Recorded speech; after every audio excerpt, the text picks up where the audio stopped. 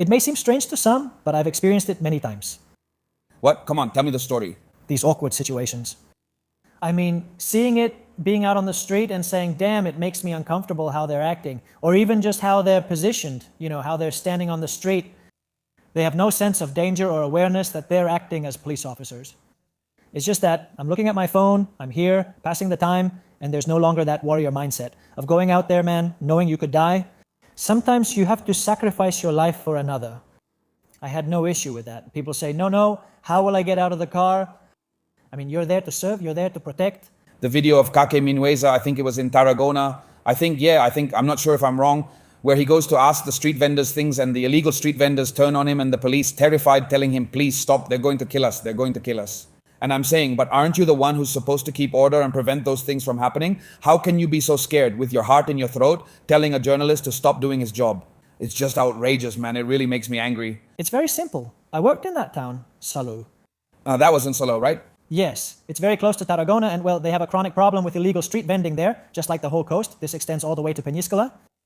And I made a video on my YouTube channel explaining it. I mean, we have this idealized view of the top Manta in Spain, like they're poor guys, right? Poor kids, little black guys selling t-shirts. No. It's a criminal organization. The capos have been in Spain for more than 25 years. They have children. They have Spanish national ID cards. Okay? And this branches out into prostitution, drug trafficking, and top Manta. And what is earned from top Manta is used in other sectors. The 11M Spain's largest attack was mostly financed with money from top Manta. People don't know this. Or people might say that's absurd. No, it's reality. What evidence is there, or how can we know if what you're saying here is true? Look, this is well documented. That's why I'm telling you. The people on the inside know it. The thing is, they'll never say it. The problem is something else. What is it?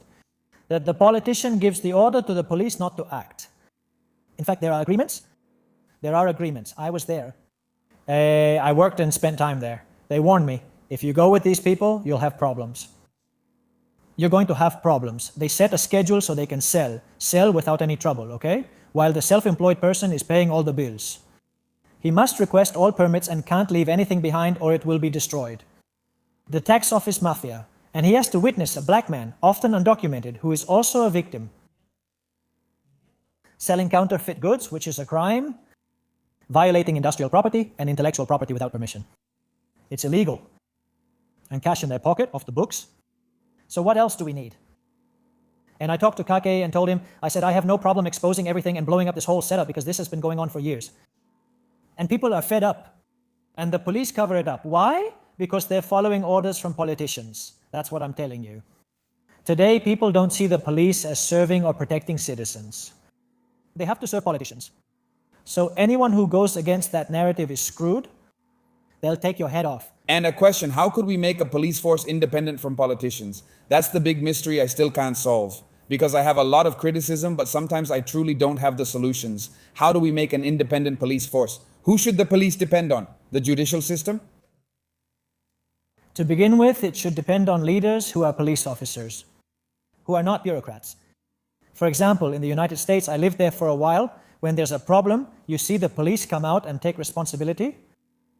The politician doesn't come out acting foolish, putting on a vest. No. There's no need for that. The police are there to take responsibility.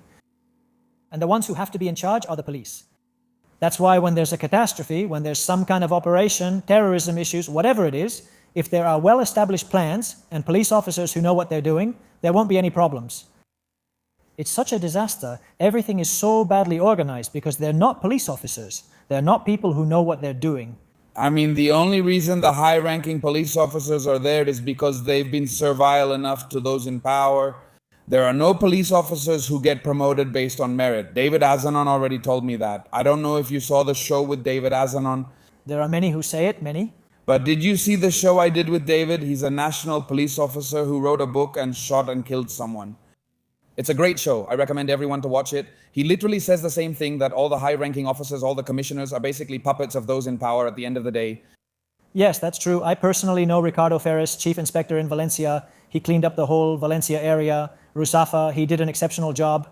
And in the end, they had to get rid of him because he was a guy who told the truth. He was known for his honesty. He rose to the top by joining from outside the police and advancing through all the ranks without starting at the bottom. He came in from outside, which is allowed for executive positions, and they got rid of him. They axed him. He wasn't a police officer. He came in as an inspector. As an inspector, your process differs from starting as a police officer and moving up. If you start as a regular police officer and want to reach the top, having these ideals means you won't succeed. The case of Ricardo Ferris, by the way, I've spoken with him to interview him and we'll also interview him here. The case of Ricardo Ferris is that now he has a very, very big trial. Why? And who is Ricardo Ferris? Please tell us who Ricardo Ferris is so that we can see to what extent the police officer cannot tell the truth about what he sees day to day on the street. Ricardo Ferris was a chief inspector because he was forced to retire due to all the disciplinary actions he received. And he received them basically because he told the truth. During a presentation, he was asked about public safety, and he said that obviously crime at that time, which was 2 or 3 years ago, was related to illegal immigration. Crime is related to illegal immigration. Why? And everyone knows that nowadays. At the time, it seemed he had gone crazy. How could a high-ranking official say that? That's why I said if all the police released the records, the operation would be exposed. Why do they always have to manipulate the statistics, the data? Because they're masters at that, at controlling the narrative. I manipulate the statistics however I want. It's easy. Samuel Vasquez explains it very well in his talks. And people believe it, but the people out on the street knows that's a lie. And they know that the trend is getting worse and worse, much worse. So Ricardo Ferris was charged with the only crime they could pin on him, a hate crime. It's like a catch-all, right? We want to take someone down, what can we do? Hate crime. It's like censorship on social media. Damn, this guy has a big audience. How do we get rid of him? Hate crime? Because he's a fascist, a far-rightist, an agitator. That's it. They haul you into court as a defendant. He already had the trial. He had it recently. What happens is that now he's appealing because he's contesting it. And I was there at the trial. It was a real joke and a real scandal. I mean, you stop and think and say, if this is justice, and I don't even talk about it in court, you know? We're screwed. And it's not just him, they're also accusing Cristina Seguí of a hate crime against the LGBTQ community for making an unrelated accusation. Apparently, telling the truth is now labeled a hate crime. That could mean you hate the truth. Well,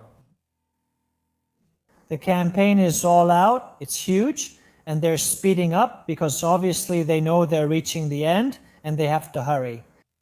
Now that they've announced plans to regularize immigrants, I'm unsure how many will be affected. And in the end, they know they're in a hurry. They're running out of time. So it's the same with this. We have to get rid of all of them. Everyone who makes our lives impossible on the rhetorical front, we have to put an end to them. And that's why they're censoring left and right.